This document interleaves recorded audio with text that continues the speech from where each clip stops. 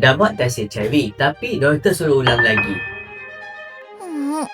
Ramai orang masih keliru tentang HIV window period. Ringkasnya macam ni, test HIV generation 4 dia boleh detect jangkitan seawal 14 hari hingga 21 hari. However, kalau test HIV generation 3 dia boleh kesan jangkitan seawal 90 hari.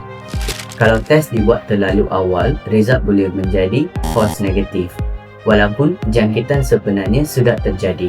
Ini kerana badan kita memerlukan masa untuk menghasilkan antigen atau antibody yang boleh dikesan oleh test HIV ini. Contoh yang mudah, kalau exposure date adalah 1st of July, test HIV generation 4 boleh dilakukan seawal 14 Julai atau 15 Julai. Kalau test generasi 3, paling awal boleh digunakan untuk test adalah selepas 90 hari. Sebab tu doktor kadang-kadang akan minta untuk test semula, bukan sebab test salah, tapi sebab timing. Kalau tak pasti test mana yang sesuai untuk tarikh exposure anda, datang bincang, tak perlu teka-teka. Dekat klinik Medicura untuk HIV counselling kita bagi secara percuma.